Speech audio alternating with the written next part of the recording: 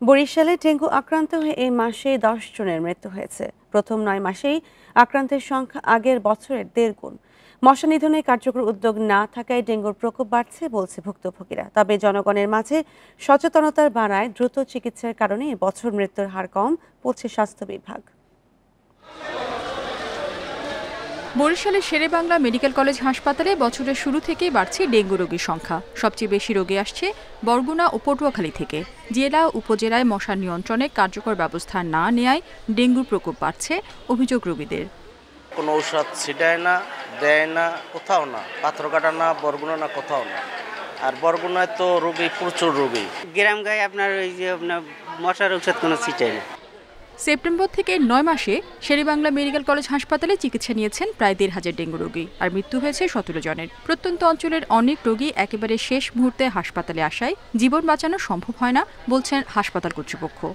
বেশিরভাগ মৃত্যুগুলো হচ্ছে 24 ঘন্টার ভিতরে। মানে এমন একটা অবস্থা নিয়ে আসতেছে, তাদের লাংসে পানি চলে আসছে, বডিতে পেটে পানি চলে আসছে, শ্বাসকষ্ট হচ্ছে। তো এদিকে আইসিইউ সাপোর্টটা দিয়েও সেভাবে খুব বেশি ইমপ্রুভ করা যায় না। গত বছর বরিশাল বিভাগে 8,773 জনের ডেঙ্গু শনাক্ত হয়, মারা যান 64 জন। তবে এবছর সেপ্টেম্বর পর্যন্ত 12,500-এর বেশি রোগীর চিকিৎসা নিলেও মৃত্যু হয়েছে 29 জনের। এবছর ডেঙ্গুর প্রকোপ বেশি হলেও সচেতনতা বাড়ার কারণে প্রাণহানি কম বললেন কর্মকর্তা। মানুষের মধ্যে সচেতনতা বাড়ছে। যেমন জ্বর হইলেই যদি ডাক্তারদের কাছে চলে আসে, সেক্ষেত্রে ডাক্তাররা যদি যথাসময়ে ব্যবস্থা নেয়, সেক্ষেত্রে মৃত্যুর হার কমবে, এটাই স্বাভাবিক। জনসচেতনতা বাড়ানোর পাশাপাশি মশা নিধনে বিভিন্ন উদ্যোগ নেওয়ার কথা জানিয়েছে স্বাস্থ্য অধিদপ্তর। Independent news.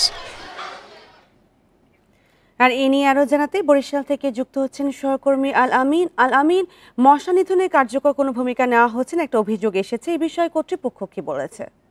জি, আসলে ডেঙ্গুর যে পরিস্থিতি গত বছরের চেয়ে এবছরে কিন্তু প্রায় 3,000-এর বেশি কিন্তু ডেঙ্গু রোগীর বেশি রয়েছে এখন পর্যন্ত 9 মাসে। এর এখনো কিন্তু মাসের কয়েক মাস বাকি রয়েছে, তাতে কিন্তু আসলে ডেঙ্গু প্রায় 15,000 ছাড়িয়ে যাওয়ার একটি সংখ্যা প্রকাশ করা হয়েছে। তবে যে বিষয়টা হচ্ছে যে বরিশাল বিভাগের যে ডেঙ্গুর চিত্রটি, তার মধ্যে শুরু থেকেই কিন্তু বরগুনা জেলা কিন্তু একটি হটস্পট হিসেবে পরিচিত ছিল এবং সেখানে কিন্তু ডেঙ্গু আক্রান্ত রোগীর সংখ্যাও বেশি এবং মৃত্যুর সংখ্যাও কিন্তু সেখানে একেবারেই বেশি বলা যায়। সেক্ষেত্রে আমরা যেটি দেখেছি যে এখন পর্যন্ত প্রায় 11,000-এর উপরে কিন্তু যারা আক্রান্ত হয়েছেন তারা কিন্তু বেশিরভাগই বরগুনা জেলার, এবং সেখানে কিন্তু আসলে যারা সেখান থেকে বরিশাল শেরেবাংলা মেডিকেল কলেজে আসছেন তারা দাবি করেছেন যে আসলে গ্রাম অঞ্চলের দিকে কিন্তু মশা নিধনের যে কার্যক্রম সেই কার্যক্রম নেই। তবে স্বাস্থ্য বিভাগ থেকে বলা হচ্ছে যে সচেতনতা বৃদ্ধির কারণে কিন্তু আসলে মৃত্যুর হার কিছুটা কমেছে। গতবার 64 জনের মৃত্যু হয়েছিল, এবছর এখন পর্যন্ত কিন্তু 29 জনের মৃত্যু হয়েছে। সেক্ষেত্রে সচেতনতা বাড়ার কারণে কিন্তু আসলে এই মৃত্যু হার কমেছে। তবে যারা রোগী আসছেন তারা বলছেন যে উপজেলার বাইরে যে গ্রামগুলো রয়েছে সেখানে কিন্তু আসলে মশা নিধন কার্যক্রম না থাকার কারণে কিন্তু এই মৃত্যুর হার বাড়ছে এবং আক্রান্তের হার বাড়ছে। তবে আমরা কিন্তু বরিশাল সিটি কর্পোরেশনের কথা যদি বলি, যে বরিশাল সিটি কর্পোরেশন এলাকায় আমরা দেখেছি যে পরিষ্কার পরিচ্ছন্নতা এবং মশা নিধন যে কার্যক্রম সেটি কিন্তু প্রতিনিয়তই চালু রয়েছে এবং এটি কিন্তু শুরু থেকেই বরিশাল সিটি কর্পোরেশনের যারা প্রশাসক রয়েছে তারা কিন্তু আসলে বরিশালের ফগার মেশিন এবং স্প্রে মেশিন দিয়ে কিন্তু আসলে মশা নিধনের কার্যক্রম চালানো হচ্ছে। তবে সেক্ষেত্রে গ্রামের চিত্রটি কিন্তু ভিন্ন রয়েছে এবং সেখানে কিন্তু মশা নিধনের জন্য যে ওষুধ ছেটানো প্রয়োজন সেটি কিন্তু ছেটানো হচ্ছে না বলে অভিযোগ করা হচ্ছে। এবং আমরা বরিশাল শেরেবাংলা মেডিকেল কলেজ হাসপাতালের পরিচালকের সাথে কথা বলেছিলাম, তিনি যেটি জানিয়েছেন যে আসলে যারা এই শেরেবাংলা মেডিকেল কলেজ হাসপাতালে ভর্তি হচ্ছেন তারা কিন্তু বেশিরভাগই